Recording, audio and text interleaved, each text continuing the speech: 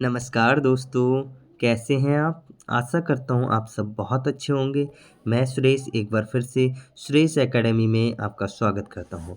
दोस्तों, आज हम लेकर आए हैं आपके लिए AWES PRT TGT PGT 2024 के लिए सेक्शन बी, जिसमें एक इम्पॉर्टेंट टॉपिक है NCF। दोस्तों, जैसा कि आपको पता है, जो NCF है, नेशनल करिकुलम फ्रेमवर्क है, ये आपके तीनों के लिए इम्पॉर्टेंट हो जाता है, चाहे वो PRT हो, चाहे TGT हो या PGT हो।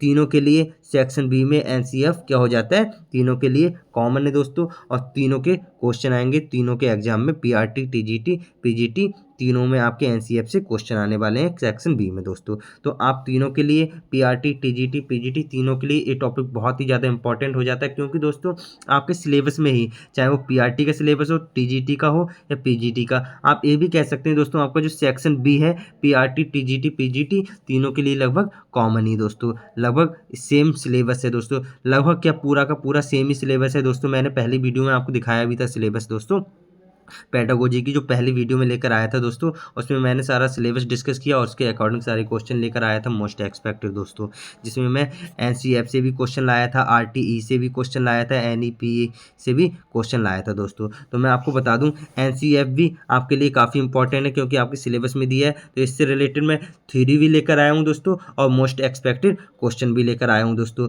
जिससे कि जो क्वेश्चन मैं लेकर आया हूँ या तो वो आपके एग्जाम में आ जाए, अगर वो ना आए तो दोस्तों जो मैं थ्योरी लेकर आया हूँ उससे रिलेटेड अगर कोई क्वेश्चन आएगा NCF से रिलेटेड, तो आप आसानी से अपने एग्जाम में कर दें दोस्तों। इसलिए मैं पूरा डिटेल्ड थ्योरी भी लाया हूँ दोस्तों NCF 2005 की। इसके अलावा इसके जो बियॉन्ड जो NCF दोस्तों रहे हैं 1975 1988 और दोस्तों 2000 2005 और जो लेटेस्ट हमारा 2022, ये भी मैं लेकर आया हूँ दोस्तों। तो दोस्तों मैं आपको बता दूँ, RTE जो RTE 2009 की वीडियो है दोस्तों, मैं चैनल पे पहले से ही डाल चुका हूँ। अगर आपने वो नहीं देखी है दोस्तों, तो वो देख लीजिएगा दोस्तों, क्योंकि इससे रिलेटेड भी 2 क्वेश्चन आपके आ सकते हैं दोस्तों, RTE के भी और NCF के भी लगभग 2 क्वेश्चन आपके एग्जाम में आ सकते हैं दोस्तों। तो ये टॉपिक आपके क्या हो जाते हैं, इंपॉर्टेंट हो जाते हैं। और NEP का नेक्स्ट टॉपिक जो है वो नेक्स्ट वीडियो में लेकर आऊँगा दोस्तों। दोस्तों शुरू करते हैं आज की वीडियो।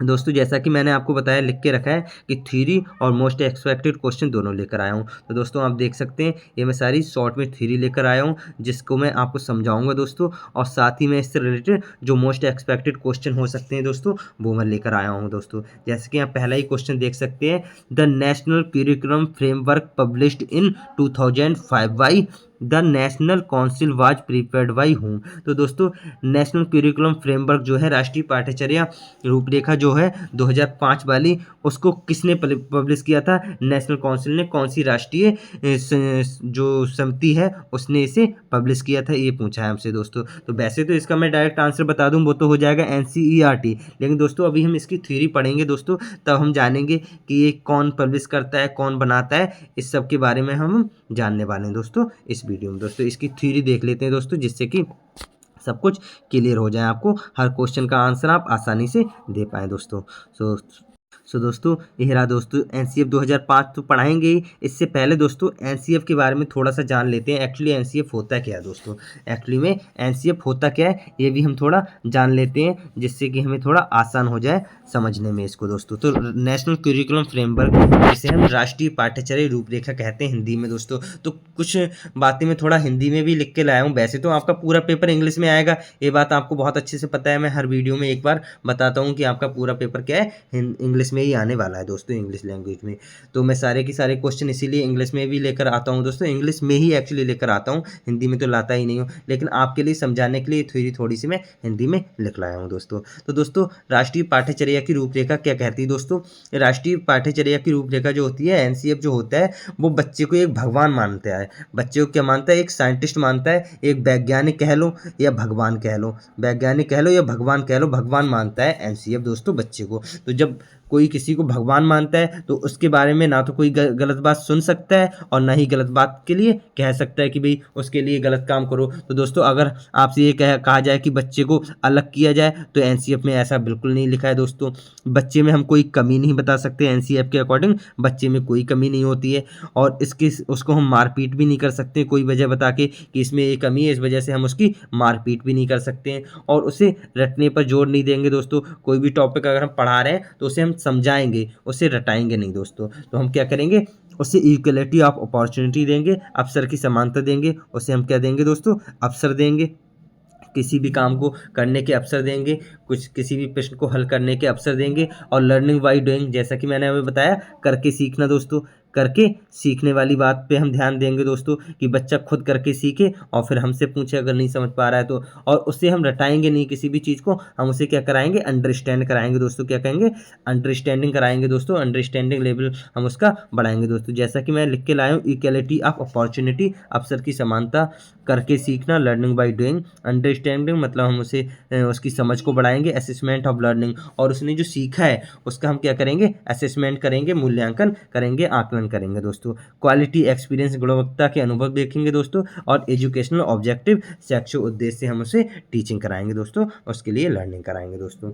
ये क्या हो गया, नेशनल करिकुलम फ्रेमवर्क का उद्देश्य होता है दोस्तों, ये सोचता है नेशनल करिकुलम फ्रेमवर्क दोस्तों। इसके अलावा दोस्तों, जैसा कि अभी हम लोगों ने क्वेश्चन देखा था कि जो एनसीएफ है उसे प्रकाशित कौन करता है, और 2005 वाले एनसीएफ को पूछ लिया था कि भी किसने प्रकाशित किया था। तो दोस्तों मैंने साफ साफ लिख के रखा है दोस्तों, एनसीईआरटी द्वारा भारत में 5 एनसीएफ प्रकाशित अर्थात पब्लिश किए गए हैं अब तक।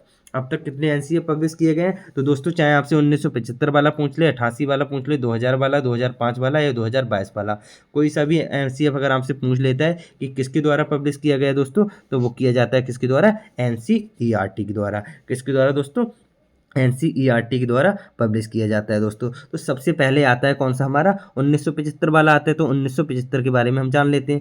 एक्चुअली दोस्तों हुआ क्या दोस्तों, 1964 और 66 में दोस्तों ये कोठारी कमीशन बनी थी। आपने बीएड अगर किया है या बीटीसी की है तो आपने पढ़ा होगा कोठारी कमीशन के बारे में।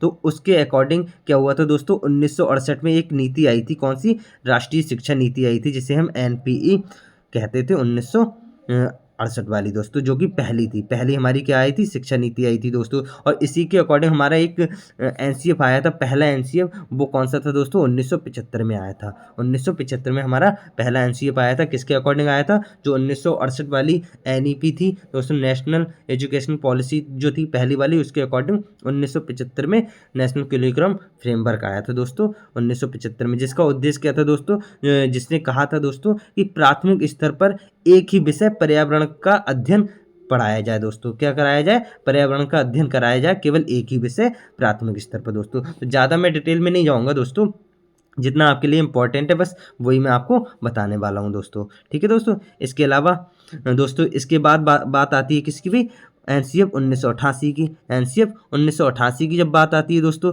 तो ये किसके अकॉर्डिंग, जैसे कि मैंने बताया 1975 वाला, 1968 की एनईपी जो थी उसके अकॉर्डिंग आया था। अब दोस्तों फिर उसके बाद आई थी 1986 में एक एनईपी, 1986 में आई थी। तो उसके अकॉर्डिंग जो एनसीएफ आया था वो हमारा कौन सा आया था, 1988 वाला आ गया दोस्तों। क्या आ गया, 1988 वाला आ गया। तो इसके अकॉर्डिंग, इन दोनों के अकॉर्डिंग 1986 वाली एनईपी और एनसीएफ 1988 के द्वारा भी यही माना गया कि भी प्राथमिक स्तर पर एक ही पर्यावरण अध्ययन को पढ़ाया जाए दोस्तों, एक ही विषय पर्यावरण अध्ययन को पढ़ाया जाए दोस्तों। उसके बाद आता है दोस्तों हमारा नेशनल करिकुलम फ्रेमवर्क 2000 में आता है दोस्तों। तो इसमें क्या कहा गया दोस्तों, इसमें थोड़ा चेंज कर दिया गया। इसमें कहा गया कि भाई जो पाठ्यक्रम होगा वो क्या होगा, इंटीग्रेटेड होगा। क्या होगा दोस्तों, इंटीग्रेटेड मतलब एकीकृत रूप के, मतलब एकीकृत पाठ्यक्रम के रूप में पढ़ाया जाए प्राथमिक स्तर पर दोस्तों। सभी विषयों को, सभी भागों को, जैसे विज्ञान और सामाजिक अध्ययन को लिए जो है वो भागों के बजाय पूरे प्राथमिक स्तर के लिए, पूरे प्राथमिक चरण के लिए दोस्तों इंटीग्रेटेड करिकुलम के रूप में पढ़ाया जाए दोस्तों, ये कहा गया एनसीएफ 2000 में दोस्तों। इसके बाद हमारा जो इम्पोर्टेंट हो जाता है, जो कि हमारे सिलेबस में दिया है, एनसीएफ 2005 ए आ जाता है। एनसीएफ 2005 की बात आ जाती है दोस्तों, क्या आ जाती है दोस्तों, एनसीएफ 2005 की बात आ जाती है दोस्तों। तो एनसीएफ 2005 जो कि हमारे लिए इंपॉर्टेंट भी है दोस्तों। तो फिर हम बता सकते हैं दोस्तों, जो एनसीएफ 2005 है, इसका मतलब जो उद्देश्य होता है एनसीएफ का, वो क्या होता है, पाठ्यक्रम विकास के लिए दिशा निर्देश प्रदान करना ही तो होता है दोस्तों।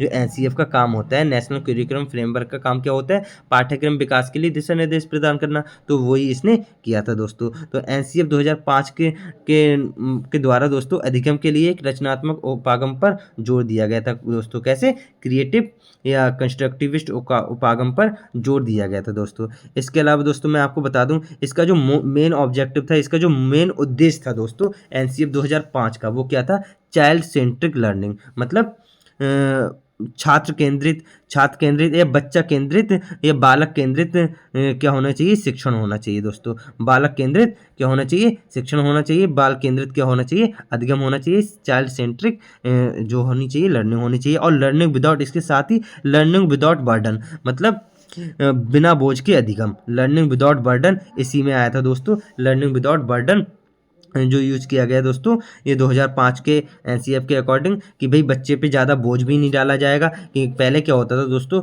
बच्चों का जो बैग था सारी किताबों से भरा रहता था दोस्तों। तो इसके लिए इन्होंने क्या कहा दोस्तों, एक्चुअली जो एनसीएफ 2005 था इसकी जो अध्यक्ष थे वो कौन बने थे दोस्तों, यशपाल जी बने थे। प्रोफेसर यशपाल जी थे इसके अध्यक्ष। जो कौन थे दोस्तों, प्रोफेसर यशपाल जी थे दोस्तों, जो कि लर्निंग विदाउट बर्डन की बात करते थे दोस्तों।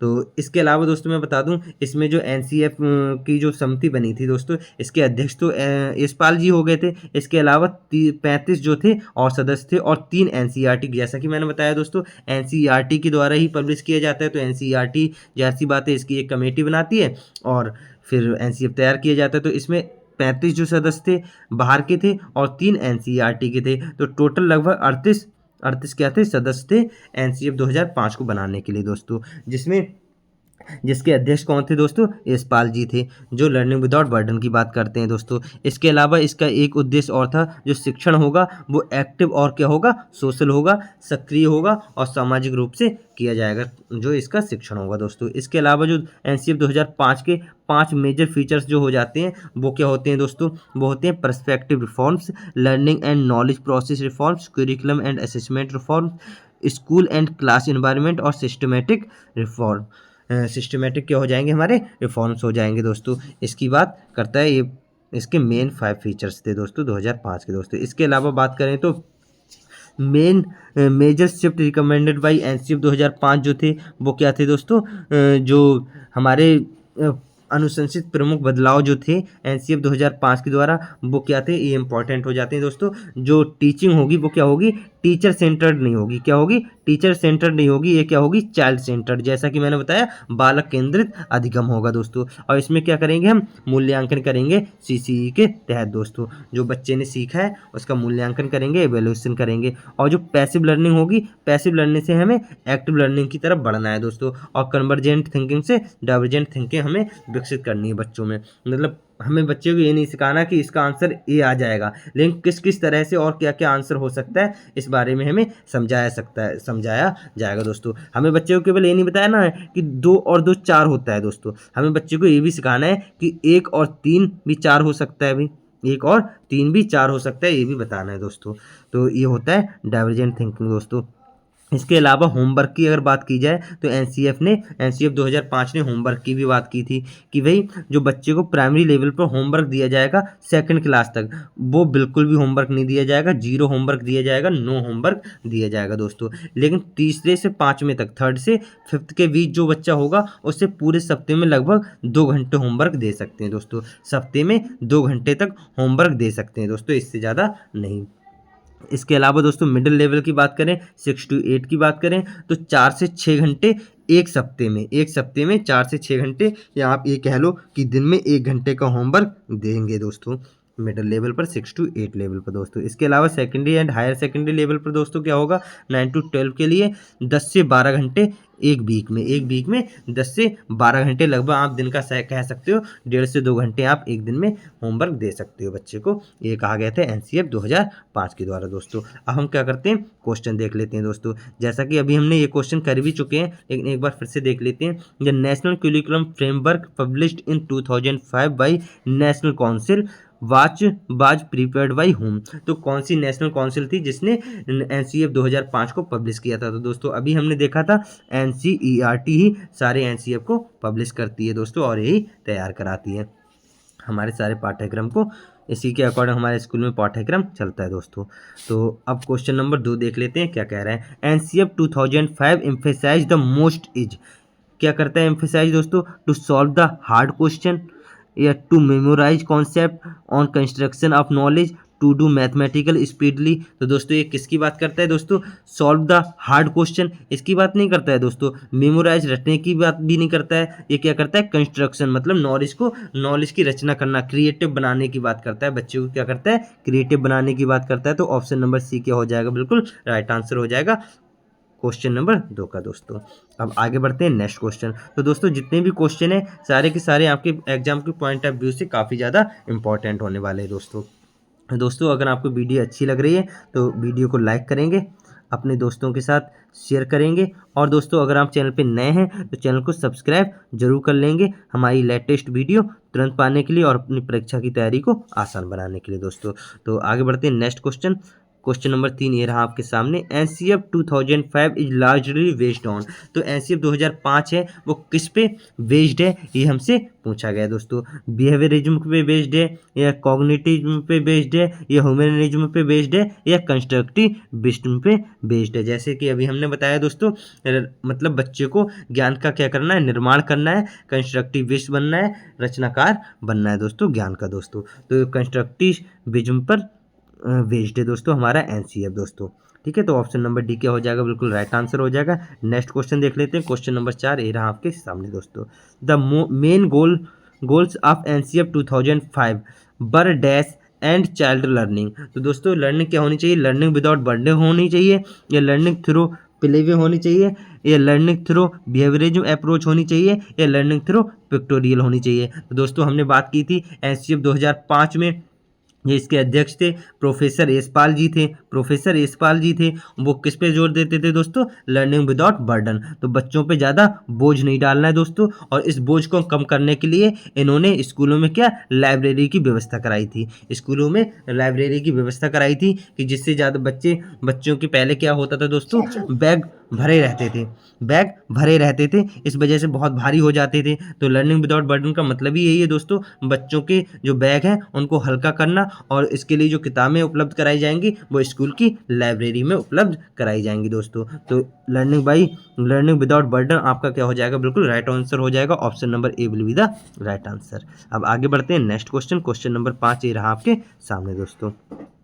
Which of the following approach to study is not one which the NCF has recommended. तो दोस्तों निम्नलिखित में से कौन सी ऐसी जो अप्रोच है जो नहीं, हमें नहीं वाला देखना है दोस्तों। विच एनसीएफ रिकमेंड, मतलब एनसीएफ कौन सी अप्रोच को रिकमेंड नहीं करता है, ये हमसे पूछा गया है दोस्तों। तो देख लेते हैं दोस्तों। मैथमेटिक्स, बिल्कुल हमारा एनसीएफ जो है वो कहता है कि गणितीय समझ को बढ़ाना है दोस्तों, गणितीय समझ को क्या करना है? बढ़ाना है दोस्तों। तो मैथमेटिक्स तो सही हो जाएगा हमारा, ये रिकमेंड करता है एनसीएफ दोस्तों। लर्निंग फॉरेन लैंग्वेज, लर्निंग मतलब विदेशी लैंग्वेज को शिक्षण करना, अधिगम या सीखना विदेशी लैंग्वेज की बात नहीं करता है दोस्तों। हमारा जो एनसीएफ है वो विदेशी लर्निंग के बारे में बात नहीं करता है, लेकिन सोशल यूजफुल प्रोडक्टिव वर्क की बात करता है, फिजिकल एजुकेशन की बात करता है। तो हमसे नहीं वाला पूछा है, तो नहीं वाला हमारा ऑप्शन नंबर बी हो जाएगा। Option number B will be the right answer दोस्तों। अब आगे बढ़ते हैं नेक्स्ट क्वेश्चन। क्वेश्चन नंबर 6 रहा आपके सामने दोस्तों, देख लेते हैं। According to NCF 2005, learning is dash and dash in its character। तो जो NCF के अकॉर्डिंग इसका करेक्टर है, तो लर्निंग कैसी होनी चाहिए दोस्तों? तो मैंने बताया था टीचिंग कैसी होनी चाहिए, जो लर्निंग होनी चाहिए, अधिगम जो होना चाहिए वो कैसा होना चाहिए दोस्तों? सक्रिय होना चाहिए और सामाजिक होना चाहिए। पैसिव तो बिल्कुल नहीं होना चाहिए, पैसिव तो बिल्कुल नहीं होना चाहिए, सिंपल भी नहीं होना चाहिए, सोशल होना चाहिए दोस्तों। तो ऑप्शन नंबर ए क्या हो जाएगा? बिल्कुल राइट आंसर हो जाएगा। लर्निंग कैसी होनी चाहिए? एक्टिव होनी चाहिए और सोशल होनी चाहिए। तो option number A will be the right answer दोस्तों। अब आगे बढ़ते हैं नेक्स्ट क्वेश्चन। क्वेश्चन नंबर 7 ये रहा आपके सामने। According to NCF 2005, which one of the following is not a major shift। तो जैसे कि हमने देखा था ना, 5 बदलाव हमने बताए थे, कुछ बदलाव बताए थे दोस्तों, तो उनमें से कौन सा इसमें नहीं है दोस्तों? ये हमसे पूछा गया है दोस्तों। तो देख लेते हैं। तो teacher centric to learner centric, बिल्कुल नहीं। Teacher centric to learner centric, ये तो हमने कहा था कि भाई टीचर सेंट्रिक से क्या होना चाहिए? चाइल्ड सेंट्रिक होना चाहिए। ये तो बदलाव बिल्कुल कहते हैं इसने, बिल्कुल सही बात है दोस्तों। इसके अलावा learner autonomy to teacher direction, ये बात गलत हो जाएगी। टीचर डायरेक्शन के लिए थोड़ी ना, ये तो चाइल्ड डायरेक्शन के लिए होगा दोस्तों।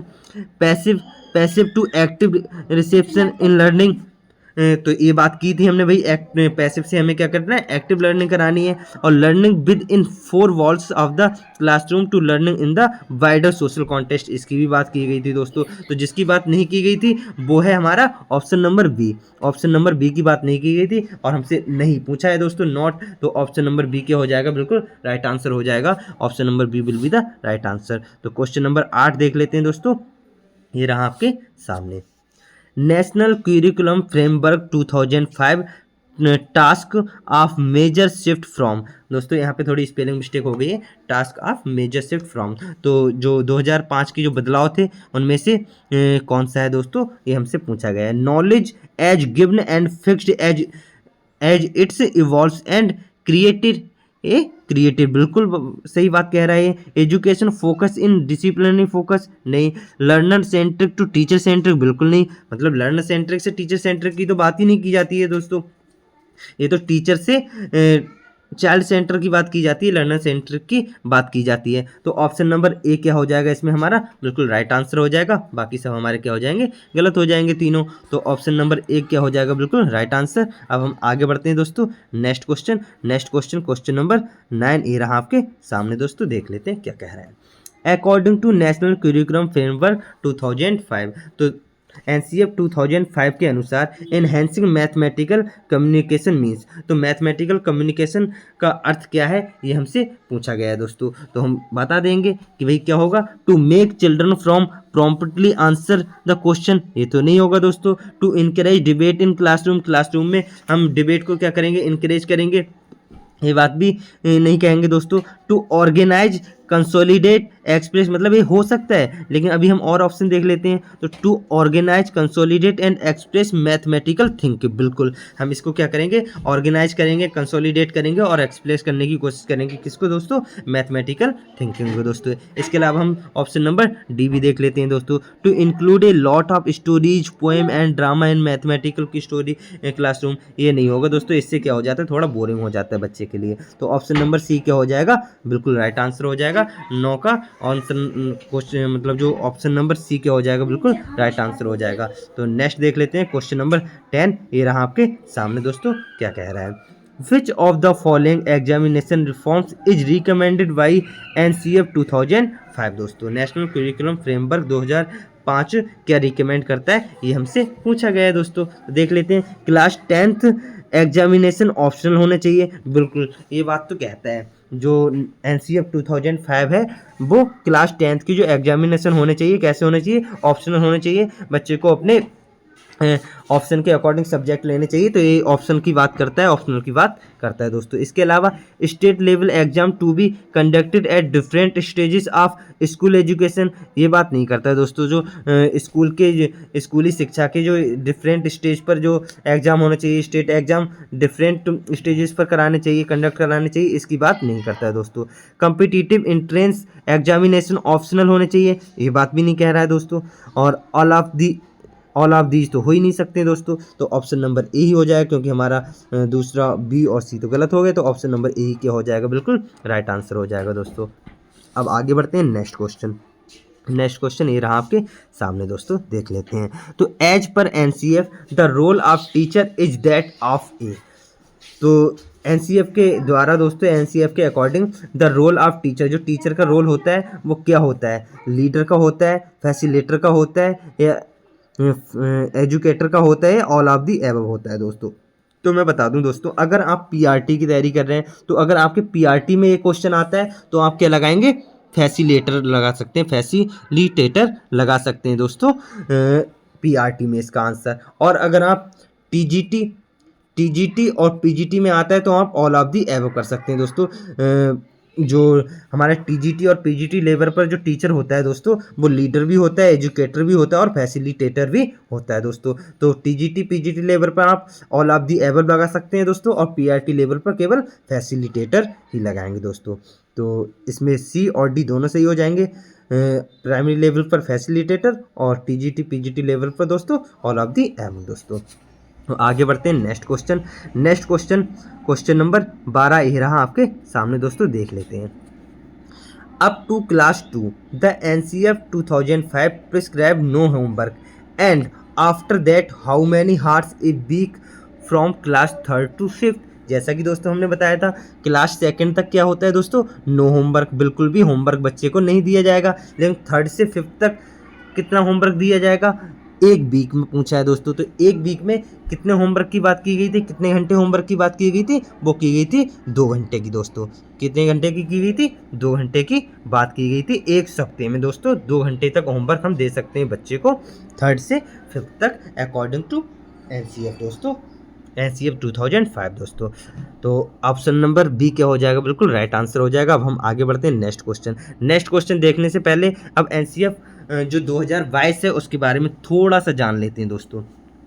तो एनसीएफ 2022 जो है वो कब आया था दोस्तों, 20 अक्टूबर 2022 को आया था दोस्तों। और एनसीएफ का मतलब तो आप जानते होंगे नेशनल करिकुलम फ्रेमवर्क। इसके अलावा जो एफएस है दोस्तों, इसका मतलब है फाउंडेशनल स्टेज। इसका मतलब क्या है, फाउंडेशनल स्टेज दोस्तों। फाउंडेशनल स्टेज की बात करता है एनसीएफ 2022 दोस्तों। तो इस समय के जो शिक्षा मंत्री जो हुआ करते थे दोस्तों, धर्मेंद्र प्रधान जी थे। तो इनके द्वारा ये लॉन्च किया गया था दोस्तों फंडामेंटल स्टेज के लिए एनसीएफ 2022 20 अक्टूबर 2022 को दोस्तों। अब बात होती है दोस्तों, ये जो एनसीएफ 2022 आया ये किसके अकॉर्डिंग आया, जैसा कि दोस्तों मैंने बताया था जो 1975 वाला एनसीएफ था वो किसके अकॉर्डिंग आया था, 1968 में जो राष्ट्रीय शिक्षा नीति बनी थी उसके अकॉर्डिंग आया था दोस्तों। तो जो एनसीएफ 2022 आया है वो एनईपी 2020 के सजेशन पर प्रिपेयर कराया गया दोस्तों। जो हमारा नई शिक्षा नीति जो 2020 वाली आई थी उसके अकॉर्डिंग ये उसके सजेशन पर ये प्रिपेयर कराया गया दोस्तों। तो इसमें 4 स्टेज की बात की गई दोस्तों। जो हमारा एनसीएफ 2022 है फाउंडेशनल स्टेज वाला, इसमें 4 स्टेज की बात की गई थी दोस्तों। Foundational, preparatory, middle and secondary level की बात की गई थी। और जो फाउंडेशनल स्टेज होगा वो कौन सी उम्र के लिए होगा दोस्तों, वो होगा 3 से 8 साल के बच्चों के लिए दोस्तों। 3 से 8 साल की उम्र के लिए होगा फाउंडेशनल स्टेज दोस्तों। इसके अलावा दोस्तों बच्चों को पढ़ाने के लिए पंचकोश की अवधारणा की बात की गई थी दोस्तों एनसीएफ 2022 में। तो जो पंचकोश है दोस्तों, ये कहाँ से पंचकोश की अवधारणा कहाँ से ली गई है दोस्तों, वो ली गई है कहाँ से, हमारी तैत्तिरीय उपनिषद। तैत्तिरीय उपनिषद दोस्तों क्या है दोस्तों, ये एक यजुर्वेद, हमारे जो 4 वेद हैं उनमें से एक बहुत बड़ा यजुर्वेद जो सबसे बड़ा है, सबसे ज़्यादा प्राचीन है यजुर्वेद, उसका उपनिषद है तैत्तिरीय उपनिषद। वहाँ से हमारी पंचकोश की अवधारणा ली गई। कहाँ से दोस्तों, तैत्तिरीय उपनिषद से पंचकोश की अवधारणा ली गई दोस्तों। तो इससे रिलेटेड अगर क्वेश्चन आए तो आप आसानी से कर दें, इसलिए मैंने ये सारी बातें बताई हैं दोस्तों। तो पहला ही क्वेश्चन देख लेते हैं, on the basis of which education policy has NCF 2022 being prepared. तो दोस्तों अभी हमने बताया एनईपी 2020 के सजेशन पर दोस्तों। तो ऑप्शन नंबर सी क्या हो जाएगा, बिल्कुल राइट आंसर हो जाएगा दोस्तों। इसके अलावा क्वेश्चन नंबर 14 देख लेते हैं, NCF 2022 for foundational stage is for which age group of children. तो फाउंडेशनल स्टेज 3 से 8 साल के बच्चों के लिए था दोस्तों। तो ऑप्शन नंबर बी क्या हो जाएगा, बिल्कुल राइट आंसर दोस्तों। इसके अलावा क्वेश्चन नंबर 15 देख लेते हैं। तो क्वेश्चन नंबर 15 क्या होगा, the concept of Panchkosha in NCF 2022 has originate from which Upanishad. तो कौन से उपनिषद से पंचकोश की अवधारणा का ओरिजिन हुआ है। तो दोस्तों अभी हमने बताया था तैत्तिरीय उपनिषद जो कि यजुर्वेद का एक उपनिषद है दोस्तों। तो ऑप्शन नंबर ए क्या हो जाएगा, बिल्कुल राइट आंसर, तैत्तिरीय उपनिषद से पंचकोश की अवधारणा ली गई दोस्तों। तो दोस्तों कैसी लगी आपको वीडियो, कमेंट में जरूर बताइए। और अगर आपको वीडियो अच्छी लगी है दोस्तों तो वीडियो को लाइक करिए, अपने दोस्तों के साथ शेयर करिए। और अगर आप चैनल पे नए हैं दोस्तों तो चैनल को सब्सक्राइब जरूर कर लीजिएगा हमारी लेटेस्ट वीडियो तुरंत पाने के लिए और अपनी परीक्षा की तैयारी को थोड़ा आसान बनाने के लिए। So thank you for watching.